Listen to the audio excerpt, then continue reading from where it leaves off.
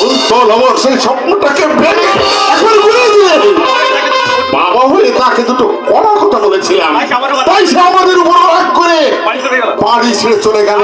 আজ 8 বছর হলো আমাদের সঙ্গে সে কোনো সম্পর্ক রাখেনি। দুঃখ করে না বাবা, দুঃখ করে না। কুন্তলের মনে যে অভিমানের মেঘ সঞ্চারিত হয়েছে, সে মেঘ একদিন না একদিন কেটে যাবে। হয়তো সেদিন সে আবার আমাদের মাঝে ফিরে আসবে।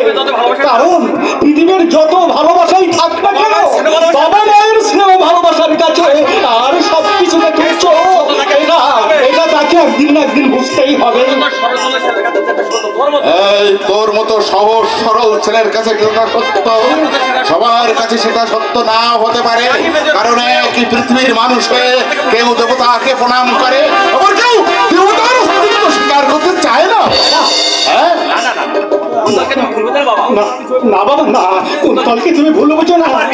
আমার বিশ্বাস আমাদের ওই কুন্তল আমাদের সবার মুখে একদিন হাসি ফুটিয়ে তুলবে বাবা। তার উপরে এতখানি বিশ্বাস রাখা রাখিস না। তুচ্ছ কারণে যে বাড়ি ছেড়ে চলে যায়, মা পড়াশোনায় ফাঁকি দিত বলে তোর বাবা শাসন করেছিল।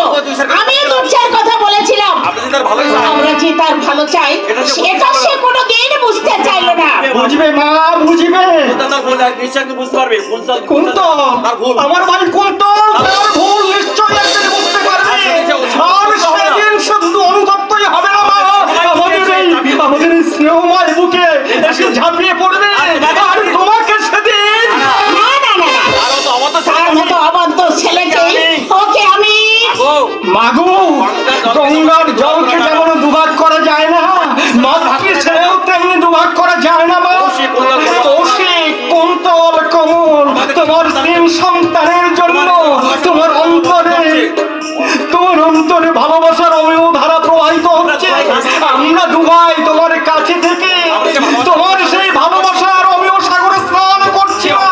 কিন্তু ওই হতভাগা দূরে থেকে বঞ্চিত হয়ে আছে মা। সে ফিরে এলে তুমি তোমার অন্তরের ভালোবাসা উজাড় করে দিয়ে তাকে তুমি কাছে টেনে নিও মা। দেখছো মানুষ